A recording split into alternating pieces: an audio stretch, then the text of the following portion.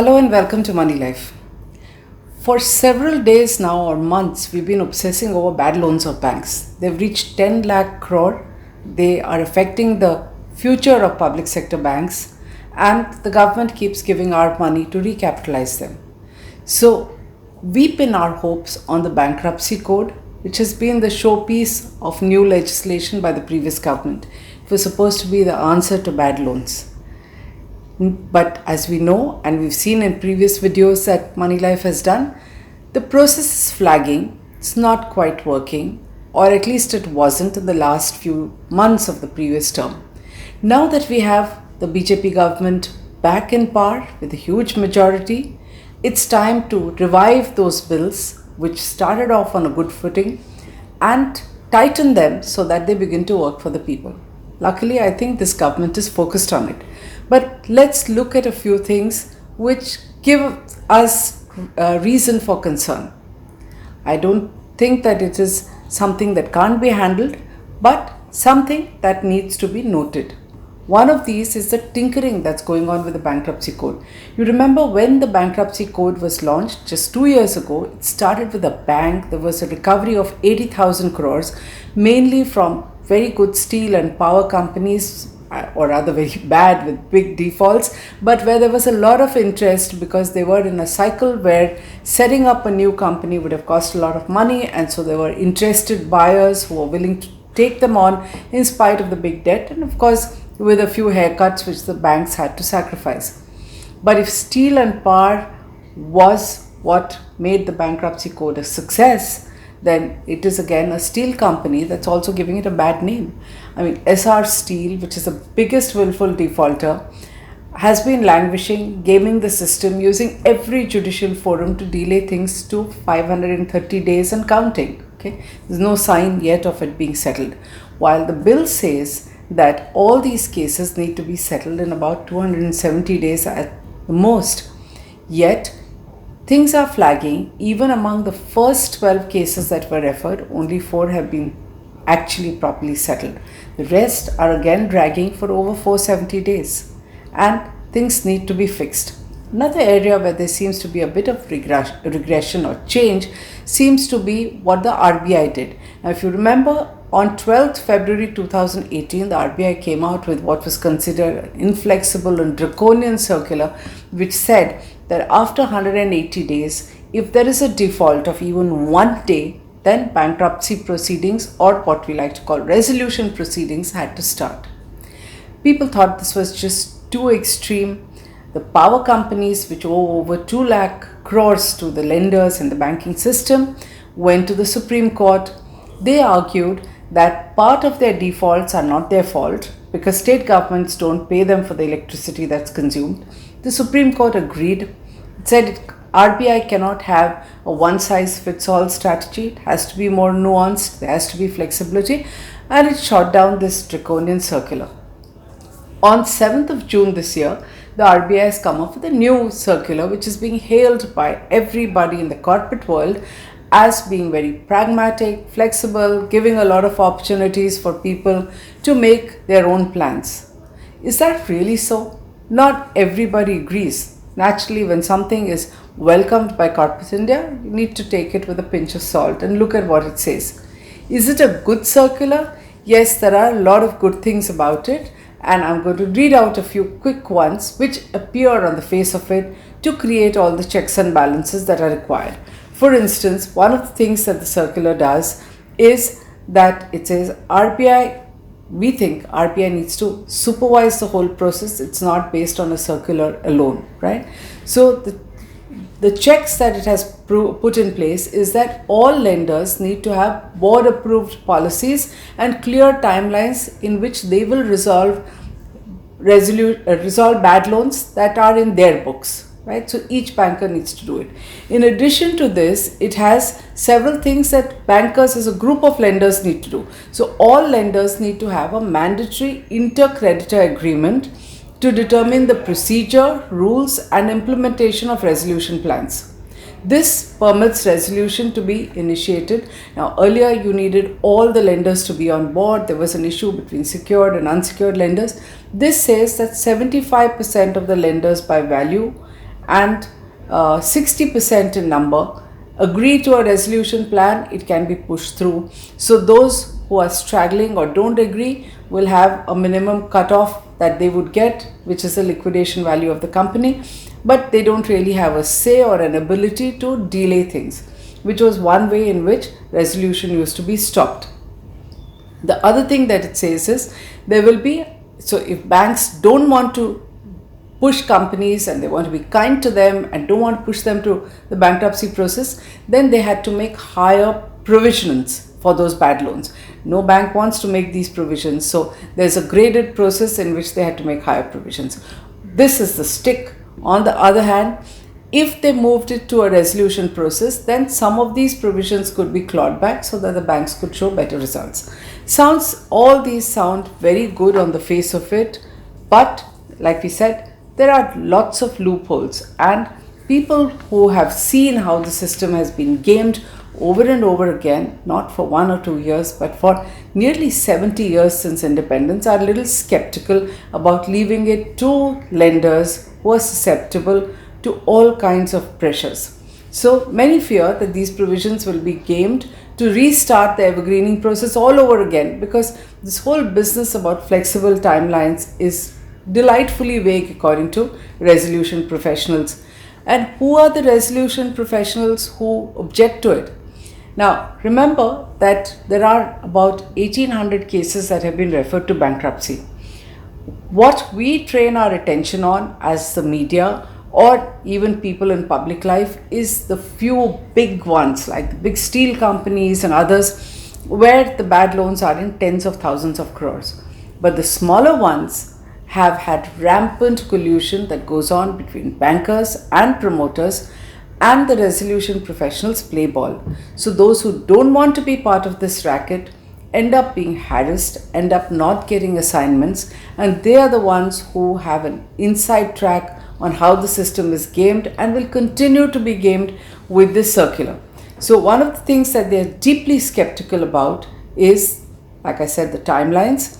The second part, which sounds like a check, is that when the amount that has to be repaid is over 100 crores, then the resolution requires a credit rating agency to do an independent evaluation. When it's above 500 crore, you need 2 ratings. But we know what happened with infrastructure leasing and financial services. What is the credibility of rating companies which manage to send something from a triple B or even an A to a default in a matter of days? So unless there are much stricter rules for credit rating agencies, it is really a pretense at a check by saying rating agencies will do an independent evaluation. There has to be some kind of accountability. If that evaluation is wrong, they can't pass the buck on to auditors or management or say we went by what they said. So this is a huge issue that continues to remain in this new system. In fact, I must quote a disillusioned banker who had done a sterling job with several resolution processes. He's an RP who says the new RBI circular seems to have gone back to the old CDR, which is corporate debt restructuring days. There is no longer any incentive to change ownership of stressed companies. Now, what do we mean by no incentive to change ownership? On the face of it, it says that people who have defaulted can't come back and buy their own companies. But what we know from the marketplace is that there rampantly companies and old promoters in collusion with resolution professionals and bankers have been finding people to front the bids. So somebody acts as a front company, bids for a bad loan, offers to pay maybe 40% or 20%. He obviously gets a cut for acting as a front, and the promoter keeps running the company by proxy from behind.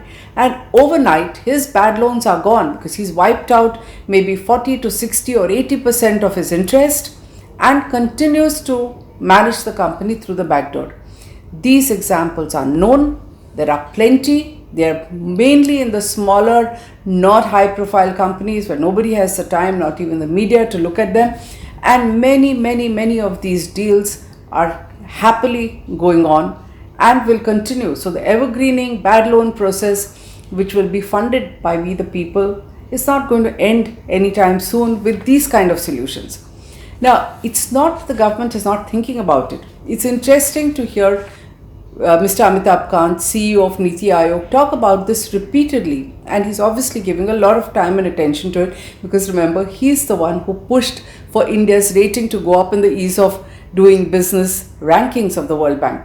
And the ratings jumped several notches, mainly because India introduced a bankruptcy code.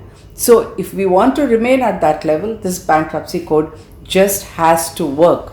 But as Mr. Kant has pointed out, that apart from the fact that only 4 out of 12 first references have actually been resolved, there is this issue of, when things drag, when there are judicial costs, you are also losing out on interest even on whatever you can recover.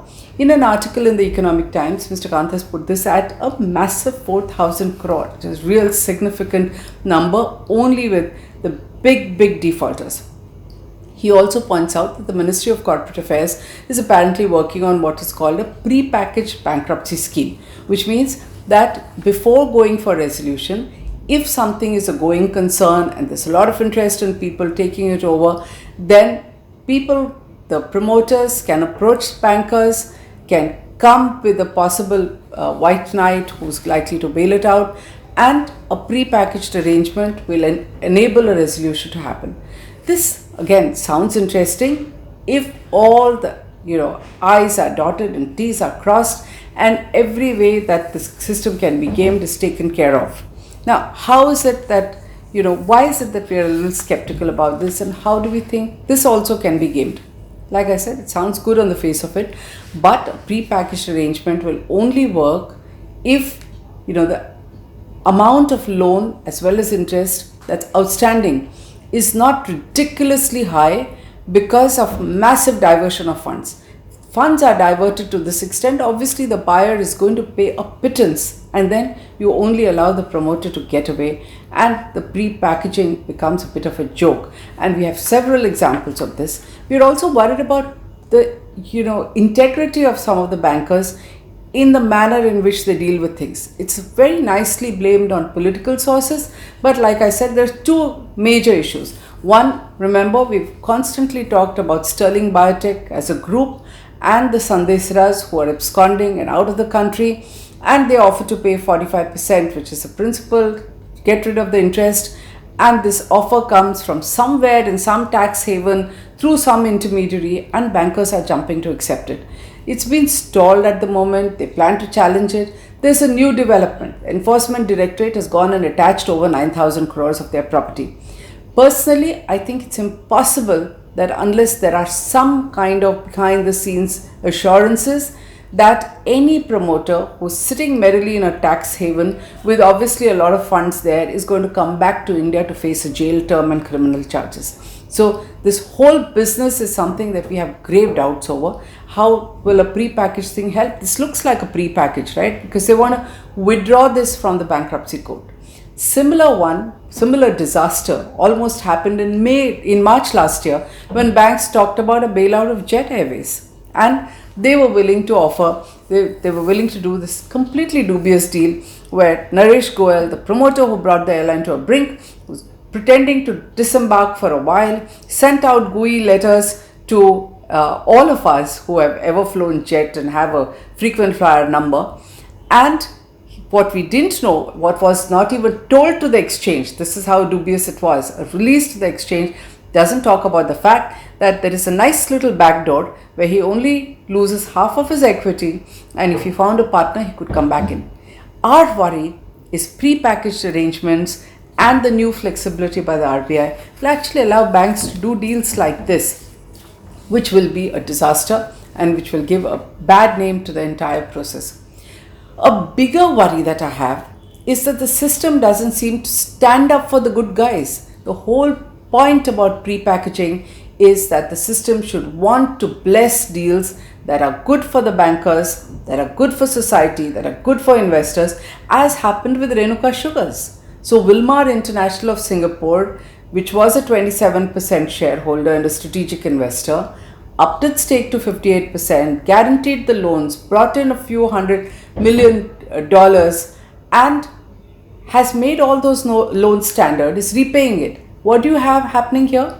The RBI suddenly uses its powers to intervene where it hasn't intervened otherwise, and comes and says, no, we won't allow this deal, declare it an NPA and start recovery proceedings. Now, whatever kind of package you talk about, and you know something else, that the 7th June circular hasn't addressed this, which means that that company continues to suffer.